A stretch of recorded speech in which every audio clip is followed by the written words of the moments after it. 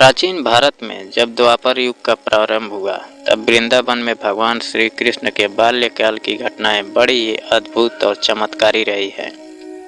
उनके जीवन के अनेक किस्से और लीलाएं हमें भगवान के परम रूप और महानता के बारे में बताती है। उनमें से एक प्रमुख घटना है श्री कृष्ण और कालिया नाग की कथा। यह कथा न केवल श्री कृष्ण की महानता को दर्शाती है, बल्कि उनके दिव्य शक्ति और न्याय प्रियता का प्रतीक भी है। कालिया नाग एक विशाल और काले रंग का नाग था, जो यमुना जी के नदी में निवास करता था। यमुना जी का जल पहले निर्मल और शुद्ध था, लेकिन कालिया नाग के निवास के कारण यमुना जी का पानी जहरीला और अत्यधिक गंदा हो गया था। कालिया नाग का सर्प परिवार काफी बड़ा था और वह यमुना जी के जल में हर समय जहर घोलता रहता था। उसकी उपस्थिति के कारण यमुना जी का जल जीवों के लिए विषैला बन गया था, जिससे आसपास के लोग और जानवरों को काफी नुकसान हो रहा था। कालिया नाग की दुष्टता और उसकी ताकत के कारण क्षेत्र के लोग परेशान थे और वे यमुना जी के जल का उपयोग करने से डरते थे। उन्होंने भगवान श्री कृष्ण से अपनी परेशानी को दूर करने की प्रार्थना की। श्री कृष्ण का बाल्यकाल काफी चमत्कारी और साहसी था। वह हमेशा किसी न किसी तरीके से सत्य और धर्म की रक्षा करते थे।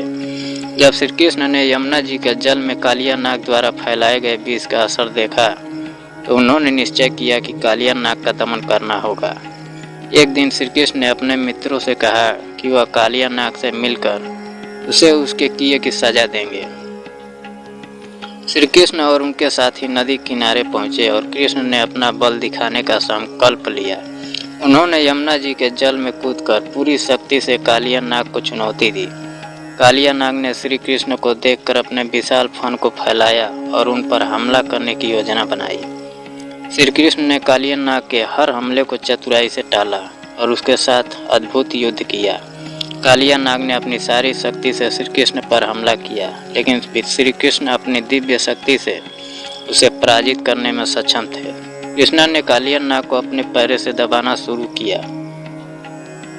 उन्होंने पूरे समय शांत और स्थिर रहते हुए नाग को काबू किया। श्री कृष्ण ने कालिया नाग को अपनी शक्ति और योग बल से नचाना व कालिया नाग के शरीर के ऊपर चढ़े और उसके फनों को कुचलते हुए उसे परास्त किया। यमुना जी के पानी में व्याप्त विष भी श्री कृष्ण के संपर्क में आते ही समाप्त होने लगा। जब कालिया नाग ने महसूस किया कि वह श्री कृष्ण के सामने अजय है, तो उसने अपनी हार स्वीकार कर ली और श्री कृष्ण के चरणों में आत्मसमर्पण कर दिया। कालिया नाग ने श्री कृष्ण से प्रार्थना की, उसे और उसके परिवार को क्षमा कर दिया जाए और वह अब फिर से शांतिपूर्वक यमुना जी के जल में निवास करना चाहता था। श्री कृष्ण ने कालिया नाग की प्रार्थना को स्वीकार किया और उसे यमुना जी के जल में निवास करने की अनुमति दी, लेकिन एक शर्त रखी। कृष्ण ने कहा कि वह उसके सभी नाग व यमुना जी के जल को फिर से विषैले नहीं करेंगे और वह किसी भी जीव की हानि नहीं करेंगे। कालिया नाग ने श्री कृष्ण से आशीर्वाद प्राप्त किया और वह अपनी पत्नी और परिवार के साथ यमुना जी के जल में फिर से निवास करने लगा। श्री कृष्ण ने कालिया नाग के साथ किया गया व्यवहार न केवल उसकी दुष्टता को समाप्त किया, बल्कि उसे मार्गदर्शन भी प्रदान किया। श्री कृष्ण ने यह संदेश दिया कि शक्ति का उपयोग केवल सही दिशा में और धर्म के अनुसार किया जाना चाहिए। इसके बाद यमुना जी का जल फिर से शुद्ध हो गया और वहाँ के लोग और जीव जंतु सुरक्षित हो गए। श्री कृष्ण के इस कार्य ने यह सिद्ध कर दिया कि वह न केवल अत्यधिक शक्तिशाली है, बल्कि वह धर्म और न्याय के साथ किसी भी बुराई का नाश करने में सक्षम है। उनकी ये लीलाएं आज भी हमें सिखाती है, अगर हम धर्म के रास्ते पर चलें और सत्य का पालन करें तो किसी भी समस्या का समाधान संभव है।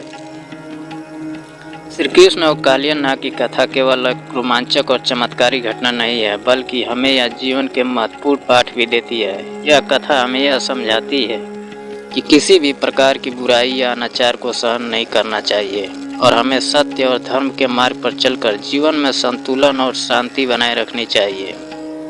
भगवान श्री कृष्ण ने अपनी लीला से यह दिखाया कि बुराई चाहे कितनी भी शक्तिशाली क्यों न हो, वह सत्य और धर्म के सामने एक दिन पराजित हो ही जाती है।